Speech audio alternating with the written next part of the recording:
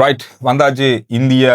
ஏன் இந்திய அணி விளையாடின எல்லா போட்டிகளும் இரவு 7 மணிக்கு நடக்குது? நீங்க கேட்கல அந்த இந்தியா பாகிஸ்தான் போட்டியை மட்டுமே ஞாயிற்றுக்கிழமை இரவு 7 மணிக்கு வச்சிருக்கீங்க. நேற்று டிக்கெட்லாம் வித்தாச்சுன்னு சொன்னாங்க. நேற்று ஆர்பினவாச மைதானத்தினுடைய டிக்கெட் நுழைவாயில்ல டிக்கெட் கவுண்டர்ல டிக்கெட் கொடுத்தாங்களே. இருக்கு, ஆனா இல்ல மேட்ச் டிக்கெட் தான். நேற்று அமெரிக்க அணி நெதர்லாந்து அணியை பொழந்து கட்டியிருக்கு. ஓகன் விழா கடதாசி பூன்னு சொல்லுவாங்க. நம்ம ஏரியால கடதாசி பூ இதுக்கு நிறைய கலர்ல இருக்கும். நிறைய இருக்கு. இது ஒரிஜினல் பூ இல்ல. இது என்ன ஒரிஜினல் வாங்கலாம இருக்கு. இன்றைக்கு இந்த பூவோட ஒரிஜினல் வாங்குறதுனாலும் இது நார்மலா நாங்கள் வேலி வழி அங்கங்க முளைச்செடுக்கலாம். அது வேலியே உடைக்கலாது. இன்றைக்கு எங்கேயும் பூன்றதுக்கு பூ இல்ல இருக்கிற இலையும் கஷ்டமா இருக்கும். மற்றது எதுவும் வாங்கலாம இருக்கு. அவ்வளவு விலையா இருக்கு. அட பாவிகளா, என்னடா செஞ்சு வச்சிருக்கு. பூவை பற்றி காய்க்கிறீங்க இன்னைக்கு வேலண்டைன்ஸ் டே. அதனாலதான் சரி, ஓகே. எல்லாருக்கும் காதலர் தின வாழ்த்துக்கள். ரைட் வந்தாச்சு இந்தியா. இந்தியா இந்தியா இந்திய அணி களமிறங்கியது நேற்று இரவு. அதாவது கட்நாயக் ஏர்போர்ட்ல பரபரப்பா இருந்துச்சு நேற்று கட்நாயக் ஏர்போர்ட். அதாவது மீடியாக்காரங்க மட்டும் இல்ல, ரசிகர்களும் அவ்வளவு அது அந்த ஏர்போர்ட்ல அப்படின்னா அந்த ஏதோ விமானத்துல தாங்கள் போறதுக்கு போகும்போது அவ்வளவு மைதானத்துல இருக்க மாதிரி கிரவுண்ட் அப்படியே அங்க போலீசாரால கட்டுப்படுத்த முடியாம இருந்தது. விஐபி என்ட்ரன்ஸால பேருந்துல ஏறி இந்திய அணி போயிருக்கு. அதுக்கப்புறம் அந்த அது ஏறுறதையும் அந்த வாரத்தையும் பாக்குறதுக்காக அவ்வளவு பேர் போயிருக்காங்க. என்ன மேட்ச் பார்க்க கிடைக்காது சந்திரு. மேட்ச் பார்க்கறதுக்கு டிக்கெட் இல்ல. வேற எங்கேயுமே போய் இந்தியன் பிளேயர்ஸ் பிராக்டிஸ் பண்ற ஏரியாக்குள்ள போறதுக்கும் விட மாட்டாங்க. நேற்று டிக்கெட்லாம் வித்தாச்சுன்னு சொன்னாங்க. நேற்று ஆர்பினவாச மைதானத்தினுடைய டிக்கெட் நுழைவாயில்ல டிக்கெட் கவுண்டர்ல டிக்கெட் கொடுத்தாங்களே. இப்படியான விஷயங்கள் அப்படித்தானே. அது என்ன டிக்கெட் அது இருக்கு, ஆனா இல்ல மேட்ச் டிக்கெட் தான். புக்கிங் டிக்கெட் ஆனா ஆன்லைன் புக்கிங் தான் முடிஞ்சிருக்குன்னு நினைக்கிறேன். இங்க மேனுவலா வாங்குற டிக்கெட்ல என்ன இப்ப ஒவ்வொரு கோட்டா அடிப்படையில் ஸ்ரீலங்கா கிரிக்கெட் நேரடியா ஆன்லைன்ல இல்லாமல் நேரடியாக வாங்குவதற்கு வருகின்றவர்களுக்கு ஒரு டிக்கெட். அதிலேயும் ஒரு சின்ன குழப்பம் போயிருந்ததாக தகவல் வந்தது. சமூக வலைத்தளங்கள் பார்க்கறது. அதுல போன இடத்துல இல்ல டிக்கெட் முடிஞ்சதுன்னு சொல்லப்பட்டிருக்குது. எப்படி டிக்கெட் முடியும் அதுல இருந்தவங்க பிரச்சனைப்பட்டதுன்னு தொடர்ந்து திருப்பி அங்க கொஞ்சம் டிக்கெட் வந்ததா டிக்கெட் விற்க.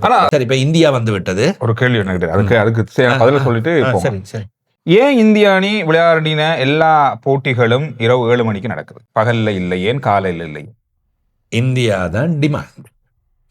இது இப்ப உலக கிண்ணம் மட்டும் இல்ல, ஆசிய கிண்ணத்திலேயும் அதே மாதிரி ஞாயிற்றுக்கிழமைகளில் இந்தியாவுக்கு போட்டி வழங்கப்படும்.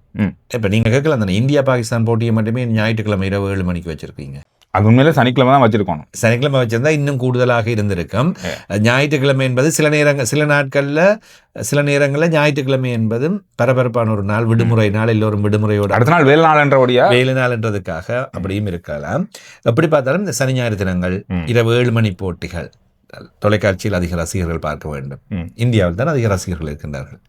இந்தியாவின் தொலைக்காட்சி நிறுவனங்கள் தான் உரிமையை பெற்றிருக்கின்றன. கோடிக்கணக்கில், பல கோடிக்கணக்கில், பல 100 கோடி கணக்கில் போட்டிருக்கிறார்கள் அனுசரணையாளர்கள் அவர்கள். எனவே அதைத்தான் மையப்படுத்தி இருக்கின்றது. அதனாலதான் அந்த சந்தேகம் எனக்கு இருந்த என்ன காரணத்துக்காக தெரிஞ்சுக்கணும். நீங்களும் தெரிஞ்சுக்கணும் தானே. அதனால இது இப்பொழுது ஐசிசியின் போட்டிகளாக இருக்கட்டும், ஆசிய கிரிக்கெட் சம்மேளனத்தின் போட்டிகளாக இருக்கட்டும், இது இந்தியாவை முன்னிலைப்படுத்துகின்ற அடிப்படையில் தான் போட்டிகள் நடைபெறும். இந்தியாவின் நேரத்துக்கு ஏற்றாமல் மாதிரி தான் போட்டிகள் நடத்தப்படும். ரைட். இன்றைய நாளில் இருக்க போட்டிகள் நேற்றைய போட்டியை பார்த்துட்டு போயிடலாம். நேற்றைய போட்டி ஆஸ்திரேலியா ஜிம்பாப்வே போட்டி நாங்க தனியாவே வீடியோ போட்டுட்டோம். நீங்க அதை பார்த்து நிறைய சிக்கல் இருக்கு. இலங்கை அணிக்கு தான் ஆஸ்திரேலியாவுக்கு பாதிப்பு இருக்கோ இல்லையா, அது இலங்கை அணிக்கு பெரிய பாதிப்பை கொண்டு வர போது அது என்ன அப்படின்றத இதுக்கு முதல் ஒரு வீடியோ நீங்க பாத்தீங்கன்னா தெளிவா விளங்கும். நேற்று அமெரிக்க அணி நெதர்லாந்து அணியை பொழந்து கட்டியிருக்கு. அமெரிக்க அணி தான் அது. அமெரிக்கா அமெரிக்காண்ட பெயரில் விளையாடுகின்ற இந்திய அணி தான். அப்படி சொல்ல முடியாது. அவர்கள் எல்லாருமே அவர்கள் எல்லாருமே இந்திய வம்சாவளியா இருந்தாலும் பிறந்து வளர்ந்து என்ன அவங்களுடைய படிப்பு பிராக்டிஸ் எல்லாம் பண்ணது அமெரிக்கால. அவங்க அமெரிக்கா தான். சொல்லு அது அமெரிக்கா அணி தான். அமெரிக்கா ஆனா நல்ல முறையில் விளையாடுகிறது. பயங்கரமா இருக்கு. பலமாக தங்களை வளர்த்து கொண்டிருக்கின்றார்கள். இப்ப அமெரிக்காவிலும் சந்திர லீக் போட்டிகள், ஏற்கனவே நடைபெறுவது போன்ற லீக் போட்டிகள், இலங்கையின் முன்னாள் வீரர்கள், தற்போதைய வீரர்கள் அங்கே போய் விளையாடுவது வழக்கம். பலர் அமெரிக்காவை நோக்கி இலங்கையிலிருந்து அங்கே சென்று கொண்டிருக்கின்றார்கள். தம்மிக பிரசாத் இலங்கையின் முன்னாள் வேகப்பந்து வீச்சாளர், அங்கே தான் பந்து வீச்சு பயிற்றுவிப்பாளராக இருக்கின்றார். ஷெஹான் ஜெயசூரிய இலங்கையின் வீரர் இப்பொழுது அணியில் இருக்கின்றார். அப்படி அங்கே அந்த கிரிக்கெட் சம்பந்தப்பட்ட பல விஷயங்கள் அமெரிக்காவில் நடைபெற்றுக் கொண்டிருக்கின்றன. கிரிக்கெட்டை வளர்த்துக் கொண்டிருக்கின்றார்கள். மிக விரைவில் அமெரிக்காவும் பெரியதொரு அணியாக இப்பவே எல்லா அணிகளுக்கும் பெரிய அளவான ஒருக்கத்தை கொடுக்குறாங்க. இந்தியாவுக்கு நல்ல ஃபைட் ஒன்று கொடுத்தாங்க. நெதர்லாண்ட்ஸ் கடந்த போட்டியில் மிக சிறப்பாக விளையாடியது. தப்பி தவறி அவர்கள் தோல்வியினை சந்தித்துக் கொண்டாலும் நெதர்லாண்ட்ஸ் நல்ல முறையில் விளையாடும் என்று பார்த்தால் அவர்களையே நேற்று அடித்து நொறுக்கி விட்டது அமெரிக்கா அணி. 196 ஓட்டங்களை தாங்கள் அடித்து பிறகு 103 ஓட்டங்களுக்கு எதிரணியை கட்டுப்படுத்துவது என்பது உண்மையில் மிகப்பெரிய வெற்றி. இன்றைக்கு இருக்கக்கூடிய போட்டி 2 முக்கியமான நாளை சனிக்கிழமையுடைய ஓரளவு சின்ன போட்டிகளாகத்தான் இன்றைய போட்டிகள் இருக்கின்றன. நேற்றைய தினம் கனடா அமெரிக்க ஐக்கிய அரபு அமீரக போட்டிகள் நடைபெற்றது. ஐக்கிய அரபு அமீரக அணி வெற்றி பெற்றுக் கொண்டது. அது நேற்று முடிந்தது. அதை பற்றி உங்களுக்கு ஓரளவு பார்த்து தெரிந்திருப்பீர்கள். இன்றைய தினம் காலை வேளையில் SSC மைதானத்தில் அயர்லாந்து ஓமான் அணிகளுக்கு இடையிலான போட்டி நடைபெறும். இது ஒரு முக்கியமான போட்டி. இது இப்ப சுத்தி இலங்கை இருக்கின்ற குழுவுக்குள் வரப்போகிறது. ஓமான் அணி வெற்றி பெற்றால் இலங்கை இன்னும் கொஞ்சம் பெருமூச்சு சந்தோஷப்படலாம். காரணம் அயர்லாந்து அணி என்ன சொன்னாலும் கொஞ்சம் பலமான அணி. எனக்கு தெரிஞ்சு ஓமான் அயர்லாந்து அப்படின்னு போது அயர்லாந்து அணி கொஞ்சம் நீண்ட காலமா ஒரு அனுபவம் வாய்ந்த அணி. அடுத்தது டெஸ்ட் அந்தஸ்து உள்ள அணி. எனவே அவர்கள் ஓமான் அணியிடம் தோல்வியினை சந்திப்பார்களா வெற்றி பெறுவார்களா என்று பார்த்தால் அயர்லாந்து அணிக்கு அதிக வாய்ப்புகள் இருக்கின்றது. இன்றைய தினம் தொடக்க நடைபெறுகின்ற போட்டிகளில் சந்துரு இனி சகல அணிகளுமே 3வது போட்டிகளை பிரதானமாக ஆரம்பிக்கின்றன.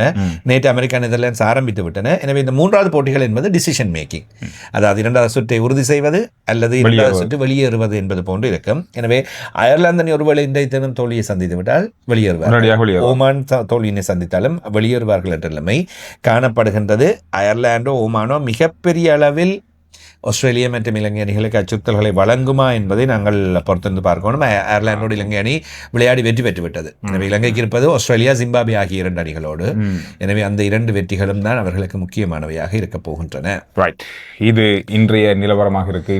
அதே போன்று இங்கிலாந்து ஸ்காட்லாந்து அணிகளுக்கு இடையிலான போட்டி நடைபெற போது ஈடன் கார்டன் மைதானத்தில் 3 மணிக்கு. அது ஒரு முக்கியமான போட்டி. இங்கிலாந்து அணி கட்டாயம் வெற்றி பெற வேண்டும் இந்த போட்டியில். இரண்டாவது அவர்கள் தோல்வியினை சந்தித்து விட்டார்கள். அந்த தோல்வியினை சந்தித்ததன் காரணமாக அந்த போட்டியில் வெற்றி பெற்றால்தான் இங்கிலாந்து அணி முன்னிலைக்கு வரலாம். இப்பொழுது இங்கிலாந்து அணி அந்த குழுவில் 4வது இடத்தில் காணப்படுகின்றது. என்று வெற்றி பெற்றால் நேரடியாக அவர்கள் 2வது இடத்துக்கு வந்து விடுவார்கள். ஸ்காட்லாந்து அணி ஒரு வெற்றியினை பெற்றிருக்கின்றது. 2 புள்ளிகளோடு ஸ்காட்லாந்து அணி தான் 2வது இடத்தில் காணப்படுகின்றது. எனவே இங்கிலாந்துக்கு ஒரு சிக்கல் இருக்கு. பார்க்கலாம் தேறி விடுவார்களா இல்லையா என்பது ஒரு பக்கம். ஆஸ்திரேலியாவுக்கே சிக்கல் இருக்கு. இரவு மிக விறுவிறுப்பான போட்டி ஒன்று இருக்கு. New Zealand south Africa. நியூசிலாந்து தென்னாப்பிரிக்க அணிகளுக்கு இடையிலான போட்டி. ஆனால் இன்றோடு இந்த குழுவின் கிட்டத்தட்ட ஒரு அணி தெரிவாகிவிடும். இந்த போட்டியில் வெற்றி பெறுகின்ற அணி நிச்சயம் அடுத்த சுற்றுக்கு தெரிவாகி விடுவார்கள்.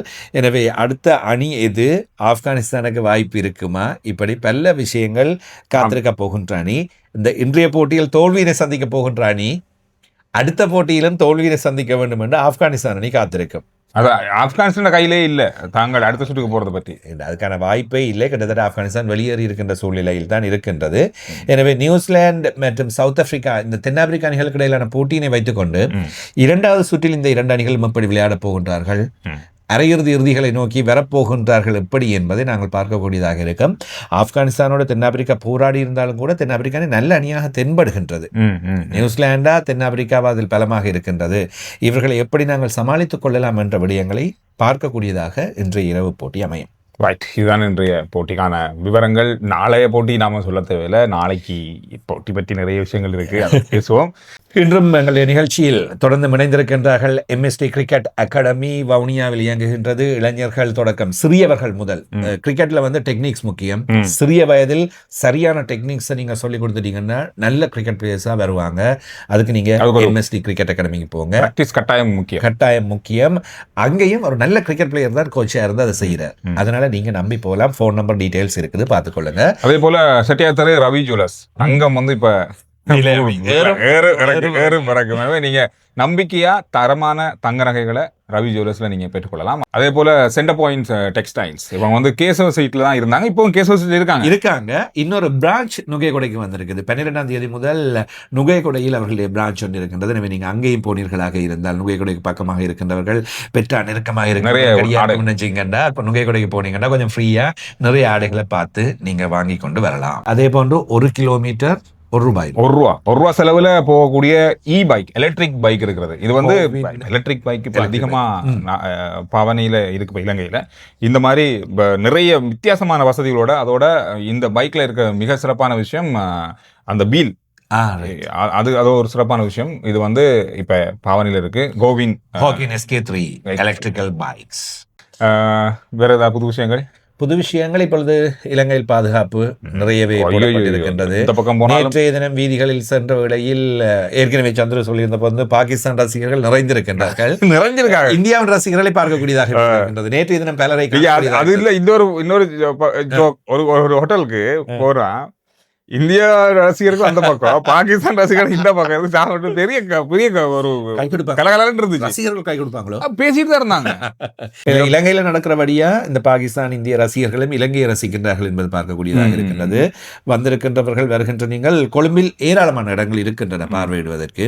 அவற்றை நீங்க சுத்தி பார்க்கலாம். ஒரு நாள்லயே நிறைய இடங்களை போய் ஒரு பார்க்கலாம். நாள்லயே நிறைய சனிக்கிழமை இருந்தீங்கன்னா நிறைய பேர் இங்கல பக்கம் லோட்டஸ் டவர் பக்கம் போகலாம், அங்கே பார்லிமெண்ட் பக்கம் போகலாம், இங்கே கங்காராம பன்சல கோயில் இருக்கிறது, மியூசியம் அடுத்த ட்ரெயின்ல இருந்தீங்கன்னா காலி அதாவது வெண்தோட்டா ஒரு 2 மணி நேரத்திலேயே போய் இறங்கி நல்ல அழகான கடற்கரை இருக்கின்ற பகுதி டவுன் சவுத் சொல்லுவாங்க. ஒரே நாள்ல போயிட்டு வந்துடலாம். ஒரே நாள் கிட்டத்தட்ட ஒரு 2 hours டிராவலிங்லேயே பெந்தோட்டம் இருக்கின்றது. கடலில் குளிக்கக்கூடிய அளவுக்கு நல்ல இடங்கள், பல இடங்கள் இருக்கு. பல இடங்கள் நீங்கள் சுற்றி பார்க்கலாம். எனவே அவற்றை பாருங்கள். கொழும்புக்குள் மட்டுமே இருக்க போகின்ற நினைக்கின்றவங்களுக்கு ஏராளமான ஷாப்பிங் மால், நீங்க கூகுள்ல சர்ச் பண்ணாலும் நிறைய இடங்கள் உங்களுக்கு பொருட்கள் வாங்குவதற்கான இடங்கள், சுற்றி பார்ப்பதற்கான இடங்கள், டைம் பாசிங்குக்கான இடங்கள் என்று நடந்து தெரிந்தே பார்க்கக்கூடிய இடங்கள் என்று நடந்தே தெரியுதா நிறைய இடங்கள் இருக்கின்றன.